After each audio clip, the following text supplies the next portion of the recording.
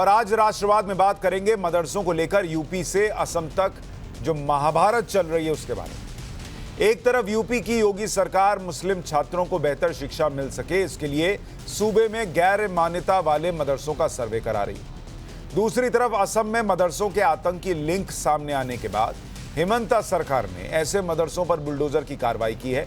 लेकिन मदरसों पर हो रही इन कार्रवाई से खुद को मुस्लिम हितैषी कहने वाले धर्म के ठेकेदार परेशान हो गए। एक समुदाय विशेष को टारगेट करने की बातें कही जाने लगी। यूपी में योगी सरकार ने फैसला लिया है कि जो गैर मान्यता प्राप्त मदरसे हैं उनका सर्वे करा लिया जाए। सरकार ने सभी जिलाधिकारियों को निर्देश दिया, गैर मान्यता प्राप्त मदरसों का सर्वे कर लीजिए, जिससे यह पता लगाया जा सके कि मदरसे को चलाने वाली संस्था कौन सी है, कब से चला रही है, यहाँ मदरसे को चलाया जा रहा है, वहाँ इमारत अपनी है, किराए की है, मदरसे में छात्र कितने हैं, छात्राओं की संख्या क्या है, उन्हें मिलने वाली सुविधाओं का भी सर्वे कर लीजिए।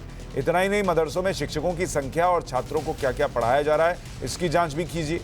इसके लिए 10 सितंबर को टीम गठित की जाएगी। 5 अक्टूबर तक सर्वे पूरा करना होगा, जबकि 28 अक्टूबर को शासन को रिपोर्ट सौंपनी होगी। लेकिन योगी सरकार की इस कार्रवाई से सबसे ज्यादा सोचिए कौन परेशान हो? वही एक आदमी, ओवैसी। ओवैसी ने सर्वे शुरू होने से पहले ही इस पर सवाल उठाए। खुद को मुसलमानों का सबसे बड़ा हितैषी बताने वाले ओवैसी संविधान की दुहाई दे रहे हैं और सर्वे को गलत बता रहे हैं। ओवैसी का आरोप है कि एक समुदाय विशेष को टारगेट किया जा रहा है।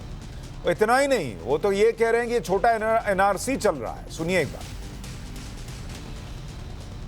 30 के तहत मुझे एक फंडामेंटल राइट हासिल है कि मैं अपने मदरसे खोलूं, अपने पसंद के एजुकेशन इंस्टीट्यूट्स खोलूं। इसमें सरकार क्यों मुदाखलत करेगी? आप सर्वे क्यों करना चाह रहे हैं? आपको इससे लेना देना क्या है? क्या आप उनकी तनख्वाह दे रहे हैं? जो मदरसा बोर्ड के तहत मदरसे हैं उनकी तनख्वाह तो आप दे नहीं रहे हैं पिछले 4 साल से।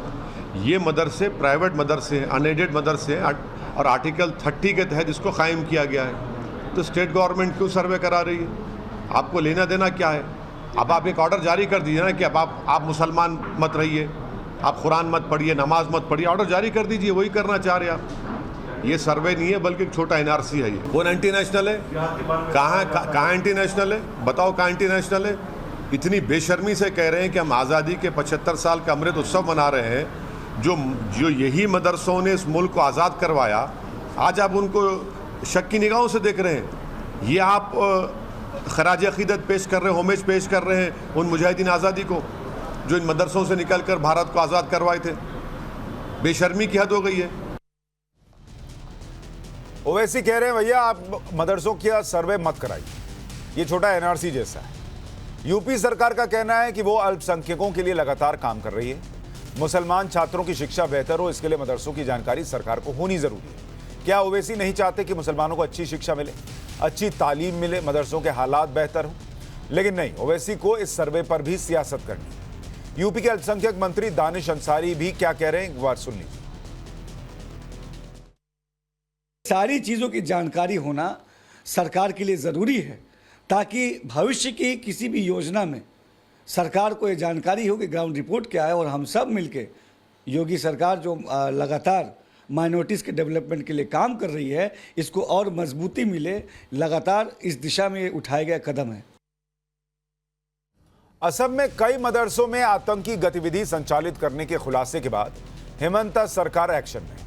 हेमंता सरकार ने ऐसे मदरसों पर बुलडोजर की कार्रवाई की है और सरकार की इस कार्रवाई पर AIUDF ने सवाल उठाए। AIUDF जो बदरुद्दीन अजमल की पार्टी है, उसने आरोप लगाया कि बीजेपी 2024 को जीतने के लिए मुसलमानों को डराकर उनका वोट चाहती है, इसलिए मदरसों पर कार्रवाई हो रही है। 100% इसके अंदर राजनीति इन्वॉल्व है।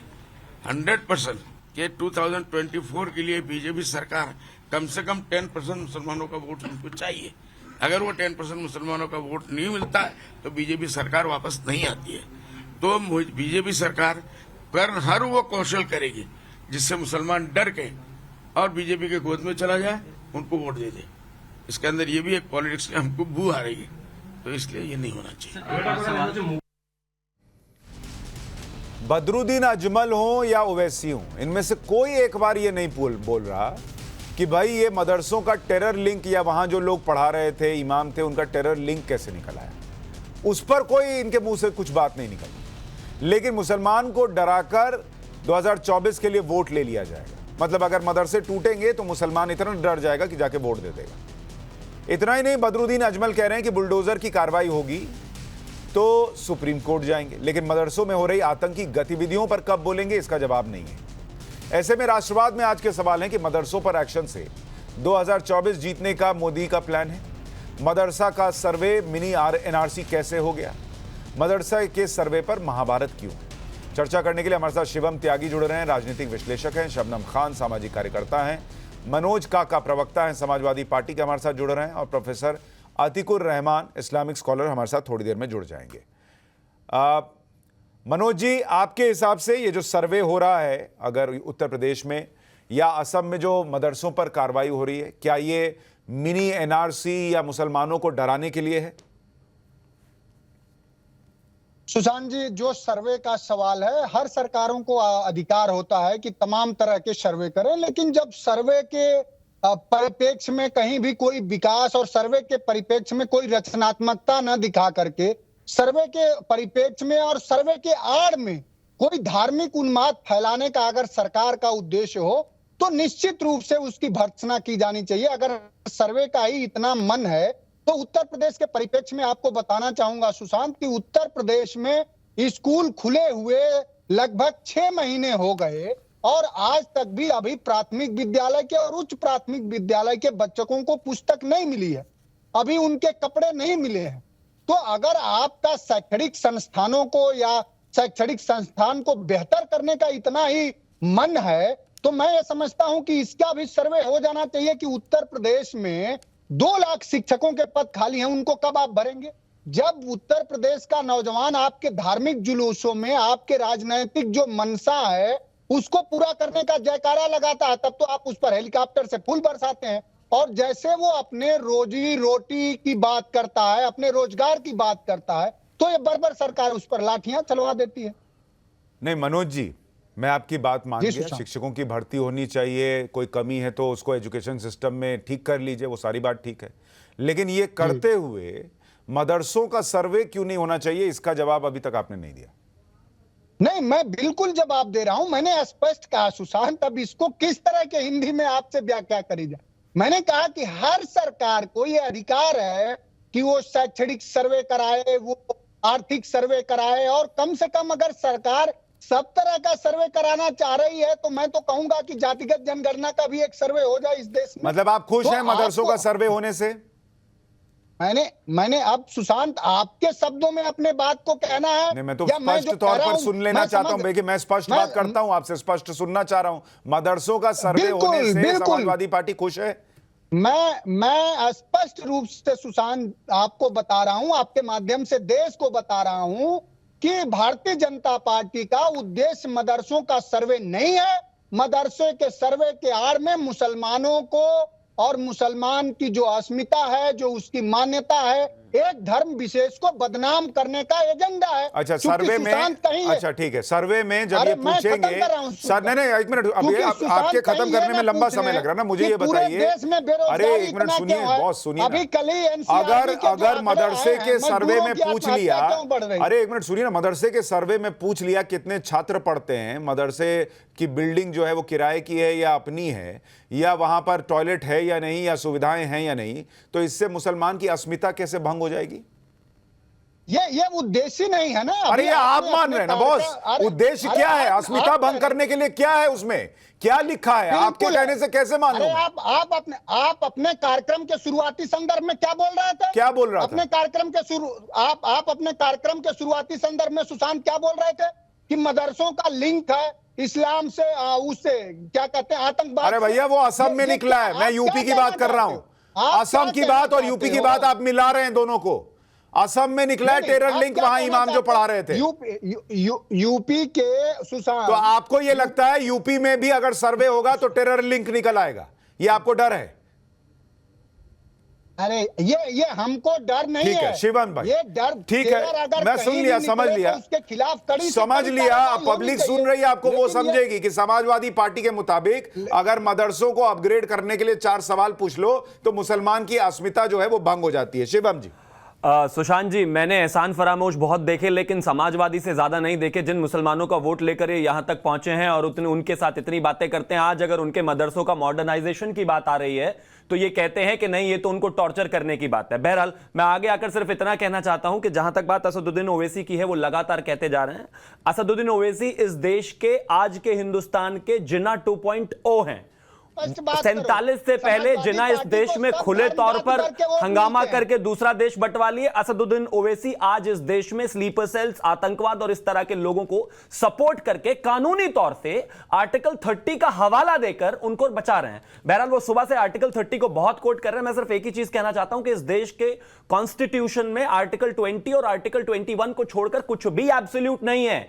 इस देश की इंटरनल सिक्योरिटी के लिए यह मदरसा मॉडल जितना भी हुआ है अभी तक, जितनी भी चीजें निकल कर आई है, वो खतरनाक है। मैं नहीं कह रहा हूं कि जो रेगुलर हैं, जो सही हैं, उनको चलाया जाए, लेकिन अगर कुछ गलत है तो उनको हटाया जाना चाहिए। एग्जाम्पल के तौर पर 14 तारीख को उत्तर प्रदेश में सैफुल्ला नाम का एक आतंकवादी पकड़ा गया, जो इटावा में 2019 से 20 तक मदरसे में पढ़ा था। उसका काम था गुजरात में और उत्तर प्रदेश में फिदाइन बनाना, यानी कि जो अपने आप को बम के साथ फोड़ लेते हैं। छोड़ दीजिए उसको। अभी 23 तारीख में, अभी कल परसों ही हुआ है, असम में बेदखली प्रोग्राम के तहत जब असम के मुख्यमंत्री ने एक ड्राइव चलाई हुई थी, तो वहां पर 3 आतंकवादियों को पकड़ा गया जो उसी मदरसे में शिक्षा ले रहे थे। छोड़ दीजिए इसको। गुजरात में इसी तरीके से अब से 2 दिन पहले ही 3 पकड़े गए हैं। एनआईए ने अभी पिछले दिनों देवबंद में एक छापा मारा, जिसमें एक रोहिंग्या को पकड़ा गया जो एक पुराने केस में वांछित चल रहा था, 6ठी क्लास में पढ़ रहा था मदरसे में। अब मुझे आप एक चीज बताइए, मेरे देश पे इंटरनल सिक्योरिटी का खतरा है और आपको माइनॉरिटी अपीसमेंट करना है। लेकिन अब मैं एक चीज और कहना चाहता हूं मनोज जी, मैं आपको मौका दूंगा रिस्पॉन्ड करने का। अभी एक इनिशियल कमेंट ले लेने दीजिए, एक इनिशियल कमेंट लेने दीजिए, फिर आप रिस्पॉन्ड कीजिएगा। अरे भाई एक मिनट रुक जाइए ना, इतना आप क्यों परेशान हो जाते हैं? जरा 4 सवाल खड़े हो गए। अगर टेररिस्ट पकड़ा जा रहा है, बम बांध के फटेगा सर, तो आप भी मर सकते हैं, मैं भी मर सकता हूं। किसी को बचा के मुझे मिलना नहीं है। आप लोग जिस आदमी को बचा रहे थे सर, वो आदमी को कोर्ट ने सजाए मौत दी है। आपका टेररिस्ट को बचाने का ट्रैक रिकॉर्ड मुझे पता है, मुझे मत समझाइए। आप एक पार्टी विशेष के प्रवक्ता के अरे भाई, इससे सुनिए, ये वाला भी आप लोगों का खत्म हो गया। यही बोल बोलकर आपकी पार्टी पिछले 2 बार से चुनाव हार रही है। अपने बात में लॉजिक लाइए, लॉजिक लाइए। आप जिस आदमी को छोड़ रहे थे, उसको कोर्ट ने सजाए मौत दी है, और आप उसके लिए गए थे लिखने के लिए कि इसको छोड़ दीजिए। आगे बताइए।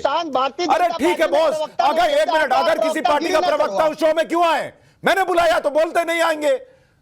तमाशा करने मत आइए। क्या बुलाया तब आए हैं? हाँ तो बुलाए तो नहीं आते ना बॉस। जब आपको लगता है कि एक पार्टी का प्रवक्ता है तो नहीं आना था। बुलाया तब आए हैं। हाँ तो बुलाए तो क्यों आए? क्यों आए? अगर लगता है प्रवक्ता एक पार्टी का, नहीं आते, बोलते नहीं जाऊंगा तुम्हारे शो में। पत्रकारिता का धर्म निभाओ ना। आपसे पत्रकारिता नहीं सीखेंगे, आप नेतागिरी सीखिए पहले, नेतागिरी सीखिए पहले। देश में टेररिज्म फैलाने वालों को छोड़ने की बात करते हैं और कहते हैं दूसरे को पत्रकारिता सिखाओ। मुझे मत सिखाओ मनोज काका, बैठो चुपचाप, बोलिए। पत्रकार हो मनोज काका, आपको बुलाया था अपने समय पर बोलने के लिए या अराजकता फैलाने के लिए नहीं बुलाया होगा, तो कृपया करके दूसरों को सुनने की भी क्षमता रखिए। थोड़ी सी सुनेंगे तो बेहतर जवाब दे पाएंगे। अरे ऑडियो कम करो, बोलिए। बहरहाल मैं सिर्फ इतना कहना चाहता हूं कि असदुद्दीन ओवैसी की बदकिस्मती यह है कि इस समय सामने नेहरू नहीं है, मोदी जी हैं और अमित शाह जी हैं। तो जाहिर है इस देश के लिए किसी भी राज्य में जो भी स्टेप्स लेने की आवश्यकता है वो ली जाएगी। और अंत में मुझे लगता है इसको बिल्कुल भी ना ही तो एनआरसी ना फिर एनसीपीसीआर किसी भी चीज से जोड़ने की जरूरत नहीं है। यहां पर बात बहुत साफ है, इस देश में आतंकवाद न पलेगा न बढ़ेगा। अगर वो कहीं है तो उसको उखाड़कर फेंक दिया जाएगा। आपको बुरा लगे तो ठीक, अच्छा लगे तो ठीक, देश की इंटरनल सिक्योरिटी के लिए खिलवाड़ नहीं किया उनका प्रश्न ये है कि अगर उत्तर प्रदेश में शिक्षकों की जो भर्तियां हैं वो हो सकती हैं और वो पद खाली हैं और सरकार शिक्षा को बेहतर करना चाहती है, तो पहले उसको करती। मदरसों को लेकर अगर ये सर्वे हो रहा है तो ये डाउट हो रहा है कि मुसलमान को टारगेट किया जाए। सच्चर कमेटी की रिपोर्ट ने बताया था कि इस देश में मुसलमानों की जो हालत है वो दलितों से भी बुरी है।